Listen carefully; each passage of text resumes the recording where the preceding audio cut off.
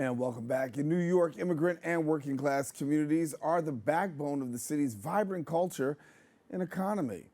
Yet they face ongoing challenges from discrimination and poverty to the threats of deportation and family separation. One organization is dedicated to building their power through legal support, education, community organizing, and innovative policy advocacy. Joining us now is the Workplace Justice Lead Organizer at The Road, New York, or I should say at Make the Road, New York, Nisha Tabassum. That's why I make sure I got it correct. Thank you. Thank you so much for being with us, Nisha. Thank you so much for having me. Really excited to be here. And I got to ask you, in all this going on right now, we're hearing about ICE, deportations, things like that. What's happening on your end and what are you seeing and hearing? Yeah, no, that's a really great question. Make the Road is a really strong 28,000 member-led organization. We are at the forefront of serving the needs of our community that walk through our doors. They're facing multiple different kinds of threats and issues from abuses, discrimination, the fear of deportation. And so we are trying to do our part to make sure our community is equipped with their rights. We do a lot of Know Your Rights trainings. And then we also tackle on legal cases too and make sure we're providing that legal support to people who walk through our doors. Yeah. And the basis for a lot of the legal work that you do is based simply around dignity and justice, right? To really get to a place a person deserves dignity and also justice. Unpack that a little bit for me. Yeah, when we say dignity and justice, there is no dignity when you're going to school and you fear getting kidnapped because of your immigration status. There is no dignity when you're contributing and empowering our economy, which is what immigrants do, right? They contribute to taxes, billions in taxes, yet they live in fear of getting detained or deported. There is no dignity there, and there is no freedom to stay and thrive. And so we are actively tackling that and trying to work with other advocates and our state leadership and legislature to push really smart policy solutions that would actually make it easier for people to thrive and live with dignity in New York. Yeah. I know you ring the bell a lot about the discrimination and the injustice really done in the immigrant communities and the things that what kind of things can you give us an idea that you're seeing from your end in terms of ways that immigrants are being wrongly treated that violates, that dignity? Yeah, so our legal team most recently has worked with Adrian Rojas. He is a Venezuelan TPS holder who was wrongfully detained and at threat of being deported to El Salvador. He was falsely accused of being affiliated with the Trinidad gang because of his tattoos, and he was taken from his family, from his home. And so Make the Roads, our legal team, have worked tirelessly to prove that he is a valid TPS holder and to reverse that deportation. So now he is reunited with his partner and son. And so we're seeing that across the board, right? We have a lot of members who are, following the news actively, and they're seeing what's coming down the pipeline from the Trump administration's deportation agenda. And they're coming to us with fears, and we're trying to do our part to provide that legal support. And then on the other end, also trying to provide advocacy at the state level. And one of the bills we're trying to really prioritize and push is the New York for All, which would extend sanctuary city safeguards and guardrails that we have currently in New York City to the rest of the state.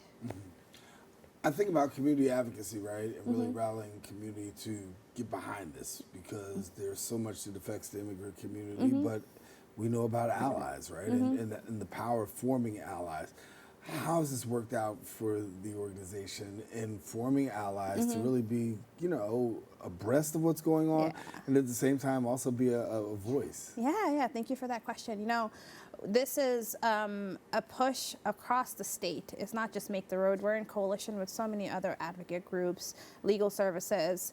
Most recently, Make the Road was part of the historic May Day March with the union, the labor union movement. And one of the central demands from the unions was to push for New York for All and to demand that the state legislature has as much courage that immigrant New Yorkers do in showing up and passing this really critical legislation. As I look around, I see so much that's going on by way of, television, right? Yeah. We're right in the business too, so don't judge us.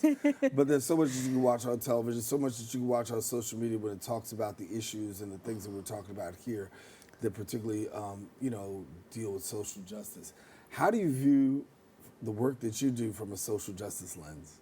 I mean, everything we do is related to advocating for our communities, right? They are Black, brown, immigrant, working class New Yorkers who face so many different inequities and injustices.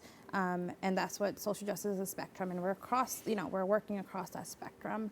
We work on housing issues, we work on trans rights, right? Immigrants, trans people are more at risk of multiple different threats because of their identities.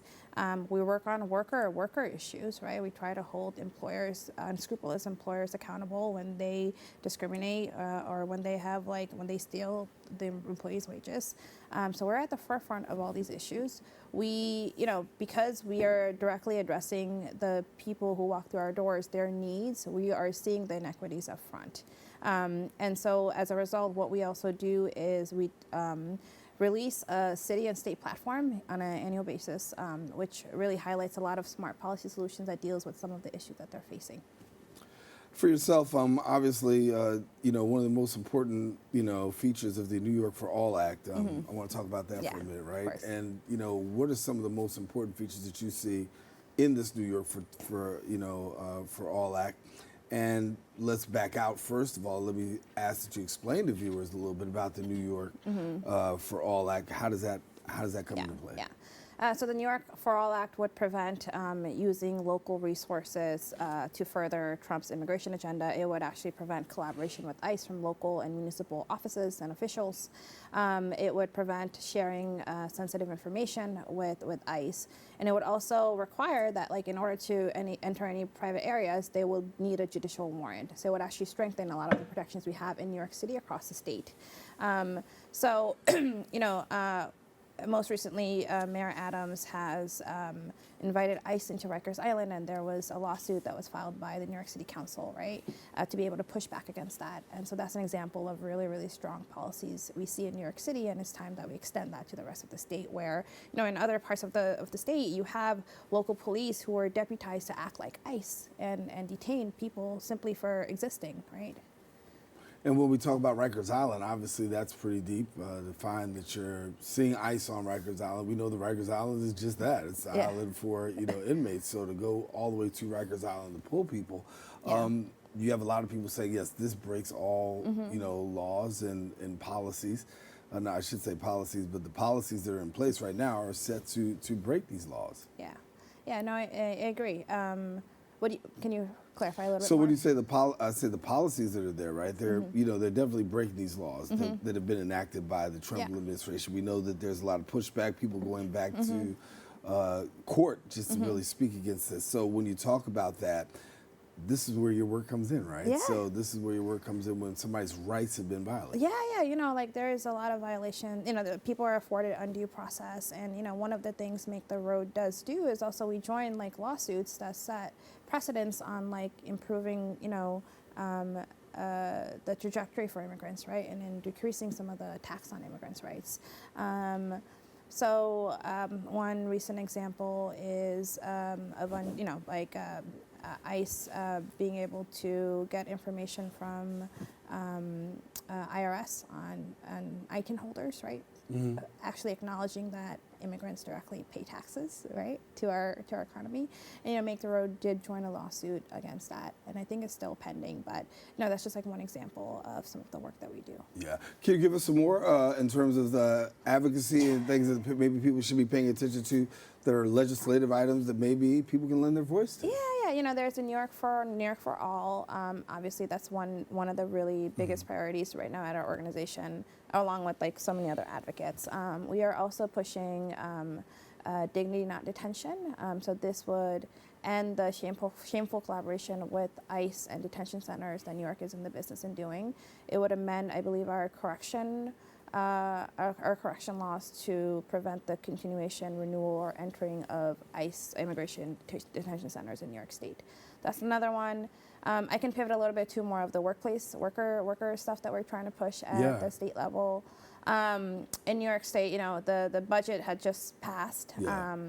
I actually do want to mention we were really successful in securing the Housing Access Voucher Program. This has been a fight for a very long time. We got $50 million in the budget for the next 4 years. That'll be renewed to provide housing vouchers to people at risk of homelessness or who are actually like families who are homeless, and to be able to get them into permanent housing.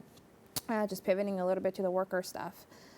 We've been trying to push the Empire Worker Enforcement Act for a while now, and this would actually, in light of the attacks we see from the federal government on dismantling the NLRB, dismantling the Federal Department of Labor, this legislation would empower the DOL with resources to go after unscrupulous employers who are subject their employees to wage theft, other kinds of discrimination.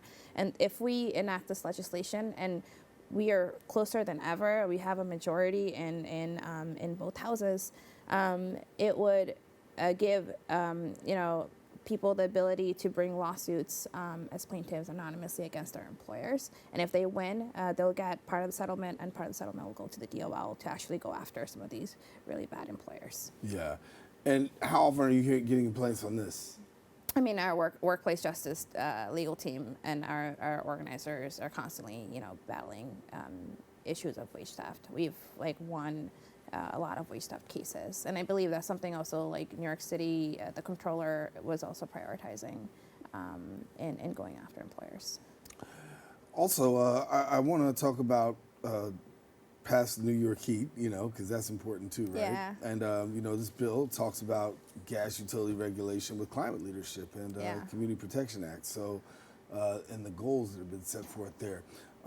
For somebody who may not be so familiar, walk us through. Yeah, so the New York Heat Act is really meant to alleviate energy burdened households, which are majority Black, brown, and working class New Yorkers, who face a disproportionate burden of energy and utility bills. And so the whole purpose of the act is to not only transition to renewable energy, renewable and clean energy, but end ratepayer subsidies to build out gas infrastructure. And so the goal would be to prevent that from happening and lower utility costs as a result. I'm looking here and I'm thinking about, the fact of how we're getting ready to brace for the summer, right? And, when summer utility costs go, sky high and stuff like that, I can imagine that the number of calls that you're getting in regards to complaints and things of that nature continue to skyrocket during that time. For somebody who's out there right now saying, listen, I have these challenges, and you're a resource that's available. Talk to them about the process and how they can possibly get their voice heard or join in on, Yeah. So, one of the things I want to highlight is Make the Road. Not only, do our community members come through our doors for essential services and needs and issues that they face, we also try to, we encourage them to become members, and we also really engage in intentional political education with our members to talk about the systemic issues that they're facing, connecting it to the root causes, and then getting involved in advocacy to actually create a world where they can thrive, right? They have the freedom to thrive and not have to deal with this. And so our members are actively involved in all of our campaigns. They go up to Albany, they're in meetings with legislators, sharing their stories. They're pushing a lot of our other community members to get involved and fight, and that's what we're seeing at our organization.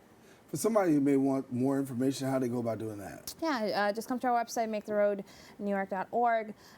We also have a deportation defense manual with a lot of know your rights information, both in English and Spanish at weprotectusny.org. So feel free to check out that resource. And then social media, Make the Road New York. We're on Instagram, Facebook, and Blue Sky. Yeah. Well, certainly I want to thank you for coming by and sharing and really, having the opportunity to discuss a lot of things that really are affecting. Your organization does some great work. Yeah, thank you so much. It was really nice to be here. No, great. And I want to ask you also before you go, as far as the organization is concerned, people being connected and stuff like that. Somebody may say, what's the prerequisites in terms of being, bringing stuff to the... There's no prerequisite. Just come through our door. And everyone is welcome regardless of your background. That's what we want to hear. Yeah. Well, thank you so much for being with us. Of course. Thank you so much for having me. All righty. Well, I want to let you know we are taking a quick break, but guess what? We've got more coming up right after this.